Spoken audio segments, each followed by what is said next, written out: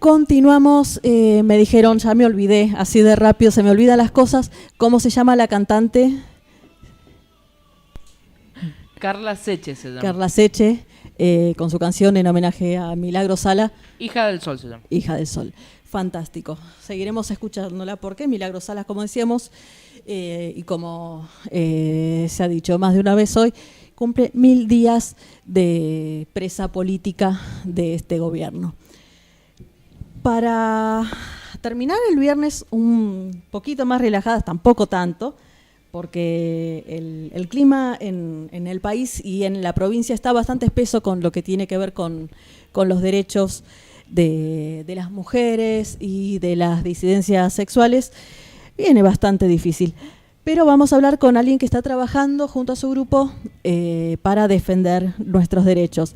Se trata de Fabiana, que es integrante del grupo Meltequi. Buenas noches, Fabiana. Buenas noches, muchas gracias por la invitación. Muchas gracias por venir. Fabiana, contanos qué es el grupo Meltequi y quiénes lo integran. Bien, Grupo Meltequi es un grupo de extensión que surge hace 20 años, justo en el año 98, al interior de la Facultad de Ciencias Médicas de la Universidad Nacional de Cuyo. Primero surge como una idea a partir de los estudiantes de medicina en torno a las problemáticas que de alguna manera interpelaban a niñas y adolescentes, en general en torno a temas de salud. Primero tuvo un recorrido con una característica bastante verticalista, biomédica, respondiendo, digamos, algunas interrogantes, trabajando en un formato más de esta pedagogía antigua, vertical, impositiva, y con el tiempo ha ido mutando. Hoy es un equipo interdisciplinario, muy enriquecedor. Participan estudiantes de Derecho, de Ingeniería, Medicina, y no se me está quedando nadie en el tintero. Y bueno, la idea ahora es justamente poder trabajar estas temáticas de los adolescentes y de las niñas desde un formato horizontal y bien integral, en este sentido, digamos, bidireccional, que sea un ir y venir, recogiendo los saberes propios y trabajando a partir de ellos. Así que bueno, el grupo básicamente trabaja 3-4 temáticas fundamentales, que es lo relativo a educación sexual integral, violencia de género, disidencias sexuales y problemáticas de consumo.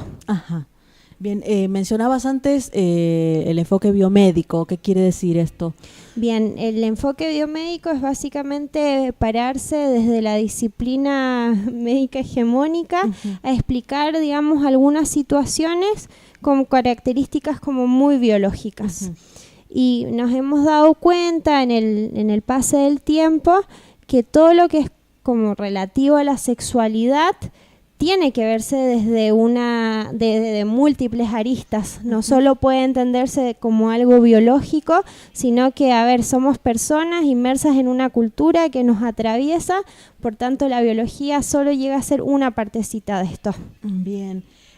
¿Cuál es el trabajo que hacen ustedes en relación con la educación sexual integral, que es el tema que nos preocupa hoy, en las escuelas? ¿Y qué es lo que encuentran de respuesta en las escuelas? Bien.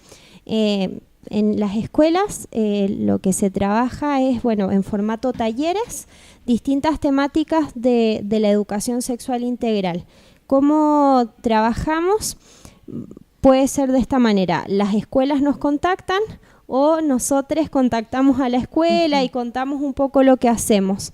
Entonces, trabajamos con distintos grupos etarios y obviamente cada grupo tiene problemáticas distintas según su contexto o distintas necesidades o cuestiones diferentes. Entonces lo que hacemos en ese caso es dejar un buzón para que las niñas y los adolescentes escriban sus preguntas relativas al tema. Eso nos sirve a nosotros para armar como un marco teórico, pensar metodologías participativas, ir a hacer taller.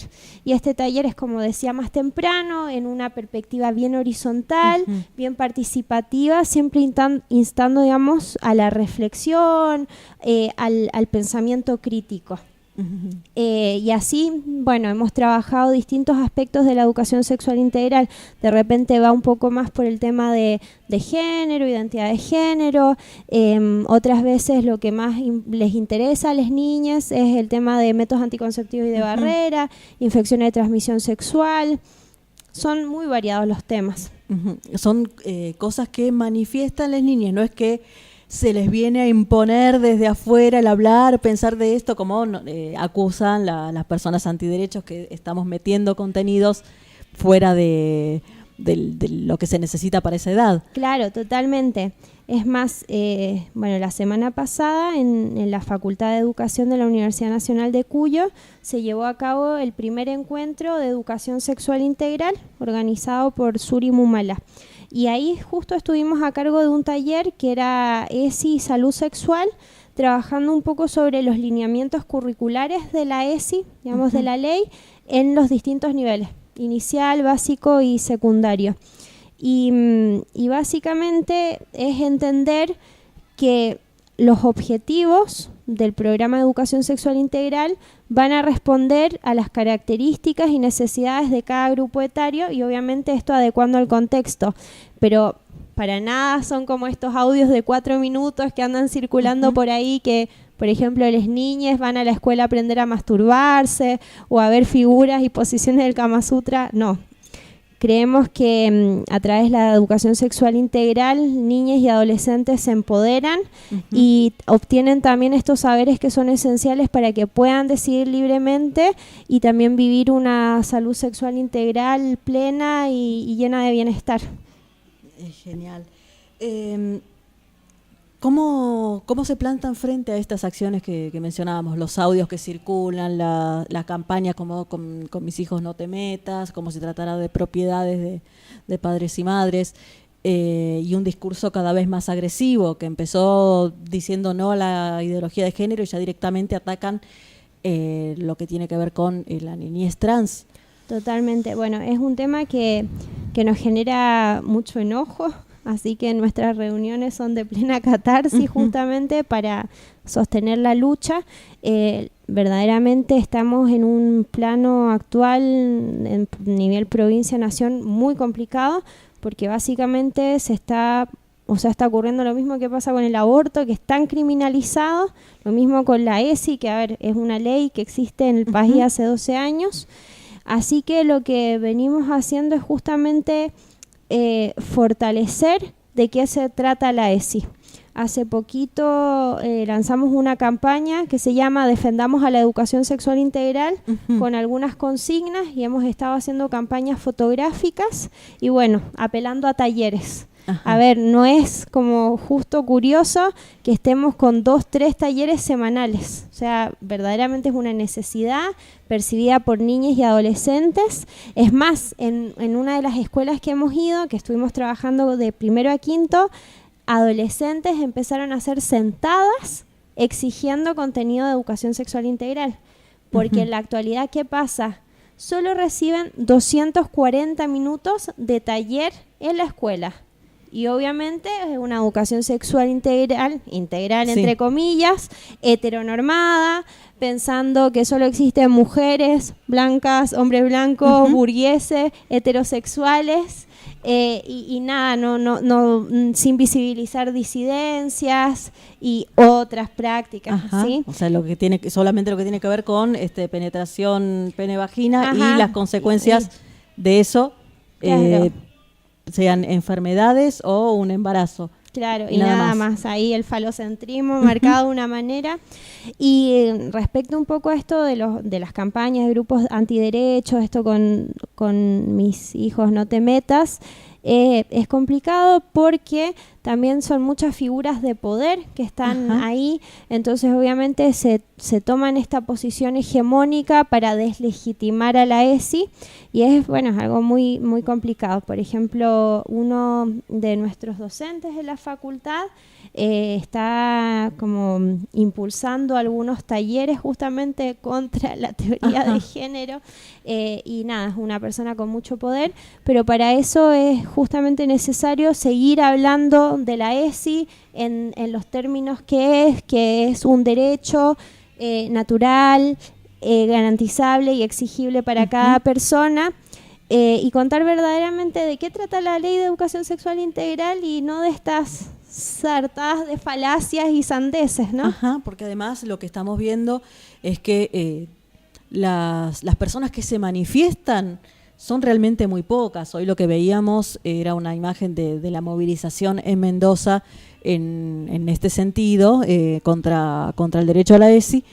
Había en una foto 20 personas y por lo menos una era un periodista, pues sabía que estaba entrevistando a alguien. Es decir, 19 manifestantes. Muy poca gente visible en contra. Pero el problema son las personas que están en contra, no dan la cara, pero están en lugares de poder. Claro. Y están interfiriendo permanentemente con nuestros derechos. Eso es verdaderamente lo más complicado. Así que nada, hay que seguir apelando a lo colectivo, a la lucha, a la defensa por la Ley de Educación Sexual Integral, porque, a ver, tiene 12 años, está el programa, está el material, así que hay que defenderla, y yo de alguna manera siento que estamos, pese a toda esta situación, en un camino de bastante esperanza con las niñas y secundarias que tienen un espíritu de lucha y revolución colectiva enorme, que vienen a entender esta necesidad de exigir la aplicación de la ESI, y verdaderamente se ve en la escuela la manifestación, este grito de lucha. ¿Qué es lo que está pasando en las escuelas con lo que tiene que ver con niñez trans? ¿Están pidiendo información? Los niños, niñas se manifiestan con identidades disidentes? ¿Qué es lo que está sucediendo? Sí, como comentábamos más temprano, desde niñas y adolescentes es muy clara esta crítica hacia una ESI muy heteronormada. Por tanto también exigen esto, hablar de disidencias, hablar de prácticas sexuales que no sean solamente entre hombres y mujeres, sino mujeres y mujeres, hombres, mujeres y todas sus variantes. Vienen, por ejemplo, a preguntar cómo, por ejemplo, pueden cuidarse o prevenir de que se infecciones o riesgos, relaciones entre mujeres. Entonces viene a presentarse y nada, se trabaja esto. Y respecto al tema de género, identidad de género, también es un tema muy consultado, y es más, fue la semana pasada justamente, una compañera de La Veleta y la Antena, que bueno, es una agrupación que trabaja un poco el protagonismo de las niñas y las infancias trans, estaban haciendo el acompañamiento a un chico trans en una escuela técnica, y por pedido de él querían trabajar disidencias en la escuela. Así que ahí estuvimos trabajando con las chiques, y nada, fue un espacio muy lindo, muy enriquecedor. ¿Ven resistencia por parte del conjunto del estudiantado de una división, o hay un espíritu de inclusión por parte de compañeros? La verdad que desde las chiques secundarias hay bastante flexibilidad y ganas de entender y aceptar. Es como mucho más sencillo. Por ahí las resistencias se pueden ver más a nivel de docentes y justamente directores, rectores, ¿sí? Como esa parte. Por ahí también una opción, una estrategia justamente para poder trabajar en un espacio más de confianza, más libre, es como justamente solo trabajar con las chiques, pidiéndole que docente o preceptores se quede a un lado. Sí, porque todos recordamos las miradas censoras que pueden manifestarse a veces cuando alguien se expresa con su lenguaje adolescente como le sale, porque lo que necesita básicamente es expresarse, y lo dice en palabras que el preceptor o la preceptora no querrían escuchar en la escuela. Totalmente. Además pasa una situación bien particular también con respecto a la formación de docentes ESI o equipo de apoyo. A ver, la ley tiene algún espíritu que busca justamente esta integralidad, la inclusión, pero por ahí como que esta línea se va perdiendo un poco en la capacitación y finalmente el contenido que llega al encargado de ESI de la escuela es como que se pierde y se distorsiona un poco. Entonces de repente nos pasa que estamos en taller y las chicas nos dicen, nosotros nos dijeron esto en taller, y como que se generan, digamos, choques de una información con otra. Por ejemplo, hace 2 años, me acuerdo, nos invitaron a una jornada provincial de lucha por erradicación de la violencia de género en Lavalle. Y nada, llegamos, entramos y en el pizarrón habían trabajado a la mañana con docentes, salía algo así como: respetarás a la mujer porque puede darte la vida. Y bueno, no se trata de eso. Exacto, entonces se generan estos dobles mensajes que por ahí hace mucho más difícil el accionar, porque implica deconstruir algo para reflexionar y construir algo a partir de ello. Complicado. Uno de los temas que de los argumentos falaces que utilizan las personas antiderechos es que se promueve entre niñas muy, muy pequeñas los contactos de tipo sexual, o que se les incita a que se inicien sexualmente, algo que está en la línea del abuso infantil, cuando justamente una de las aristas más interesantes de la ESI es la prevención de los abusos. Justamente. El, digamos, objetivo principal de los lineamientos curriculares en el nivel inicial es la prevención de abusos, y esta prevención de abusos se trabaja por medio del conocimiento del cuerpo, sabiendo reconocer y nominar en forma, digamos, adecuada las distintas partes, sabiendo reconocer dónde están los límites, qué es mío, que no le corresponde a un otro tocar. Por ahí también entender que niñas muchas veces reciben ayuda de un adulto, y saber reconocer, bueno, si por ejemplo me tiene que ayudar, no sé, a cepillarme los dientes, cómo me tiene que tomar la mano y cómo esta manera me hace sentir incómoda. Y una cosa también... Y que la incomodidad de una niña es válida y que tiene derecho a decir que no a lo que le hace sentir esa incomodidad. Totalmente. Por ese lado también la ESI busca de alguna manera trabajar un paradigma que se distancie del adultocentrismo, dando y otorgando autonomía y derecho totalmente exigible a las niñas, fomentando un espacio para que puedan manifestarse críticamente y que se les tome en cuenta. Y ahí entra un punto muy importante, que es la dimensión del secreto. En este sentido, que las niñas tienen que entender que es como un buen secreto y un mal secreto, en el sentido que si algo les hace sentir incómodo, mal, o no sé, sientan de alguna manera algo que no va, que no se sientan correcto, lo cuenten.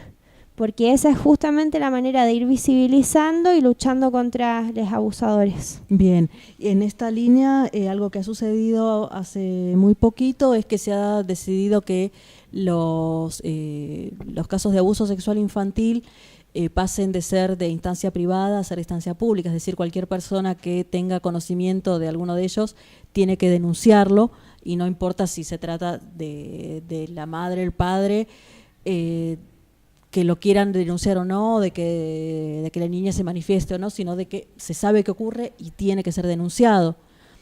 ¿Qué sucede con esto en relación con la ESI? Bien, esto básicamente es aplicable a todo menor de edad, que el hecho de ver una situación de abuso haya que denunciarla. Bueno, y la ESI básicamente está justamente promoviendo y trabajando también en esta clave crítica y por la defensa de derechos, digamos, niñas y adolescentes. Bien. ¿Cómo tienen que hacer para contactarles si alguien necesita o pedir un taller para algún colegio o alguna otra clase de organización, o simplemente alguna consulta que quieran hacerles? Bien, nos pueden encontrar a través de nuestras redes sociales. En Instagram nos encuentran como grupo.meltequi, en Facebook Grupo Meltequi, próximamente Twitter, y también está el mail que es grupo.meltequi@gmail.com. Así que nos pueden escribir, pueden encontrar un poco las actividades que hacemos, si les pinta sumarse, bienvenides. Y bueno, también por talleres también respondemos. Fantástico. Muchísimas gracias, Fabiana, por haber venido. Muchas gracias por el espacio y siempre un agrado. Genial. Esperamos tenerte de vuelta por acá en breve. Nosotros estamos, esto ha sido hoy Mendoza Igualitaria, el programa de mendocinos y mendocinas por la igualdad. Esperamos haber dado un buen acompañamiento a quienes se han quedado sin viajar al Encuentro Nacional de Mujeres, pero bueno, hay que seguir peleando desde donde sea que estemos. Que tengan un hermoso fin de semana. Muchísimas gracias, Ana Gutiérrez, como siempre, por la operación. Muchísimas gracias, Ale Gil y FM Ágora, por el espacio. Y nos encontramos el viernes que viene.